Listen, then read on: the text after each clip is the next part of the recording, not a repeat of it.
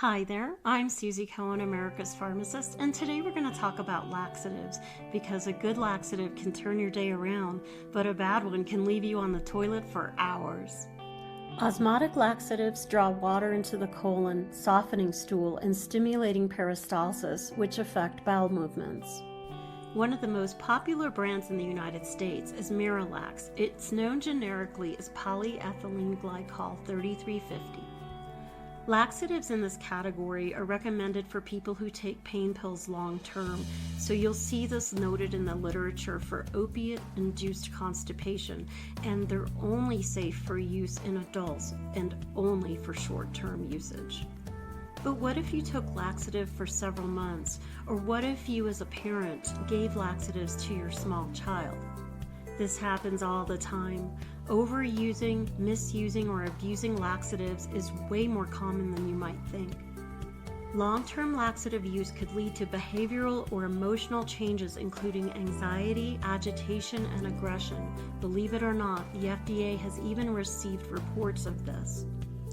Laxatives impact the mineral-to-water ratio in the body, which changes the chemistry in your bloodstream and your microbiome.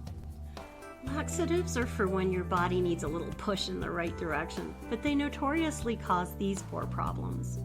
Number 1, hypokalemia, which means low potassium in the blood.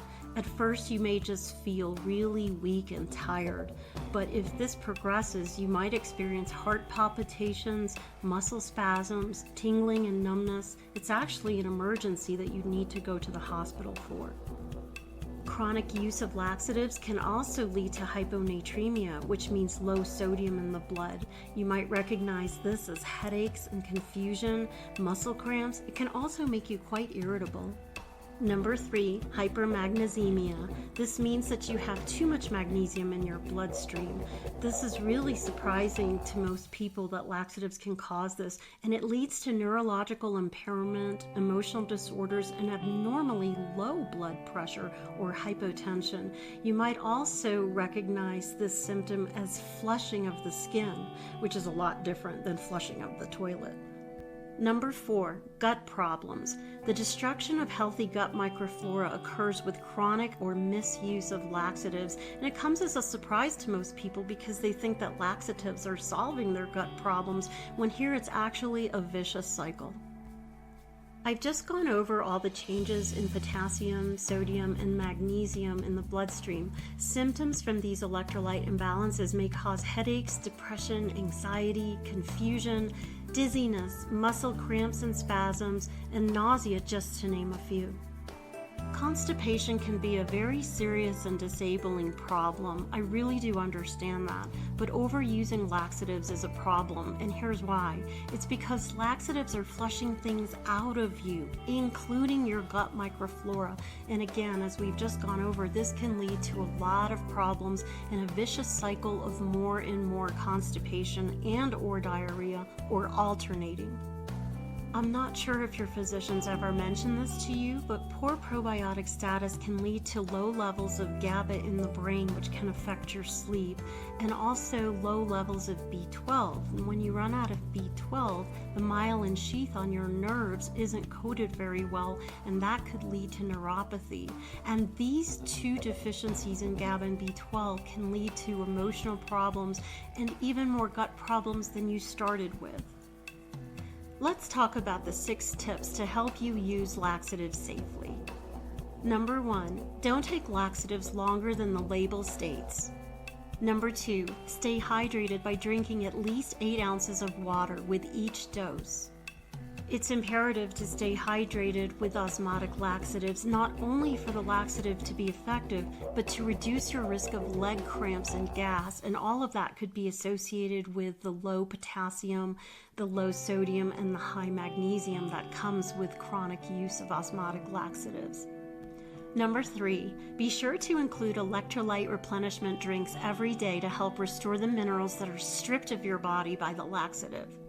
Pedialyte is one brand. Number 4 is pretty much common sense. Don't combine laxatives. It increases side effects and you may not make it to the bathroom in time. Number 5, Take a probiotic. This helps restore the healthy gut microflora because, as you already know, the laxatives strip it. Number 6, change your diet so you won't be so reliant on laxatives. You might also consult a gastroenterologist to determine the root cause. In summary, laxatives are important for short-term relief of constipation, especially that associated with analgesic use. But they're not intended for long-term use or for children.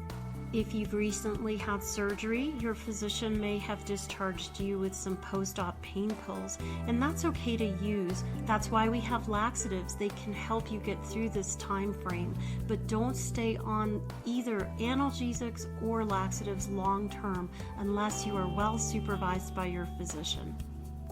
Getting to the actual cause of constipation is important because if you're taking them long-term, more than a few months, probably some of you watching this have been on laxatives for years, there's something else going on and you need to find out what that is. One of the most underdiagnosed and overlooked problems for constipation is hypothyroidism. This means that your body's making low levels of thyroid hormone, and endocrinologists can easily test you for this. I just want to reiterate this. Hypothyroidism is an overlooked but primary reason for chronic constipation.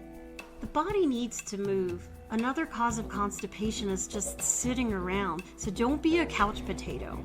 Also, if you take antihistamines for allergies or other medications that have anticholinergic side effects, that can alter the urge.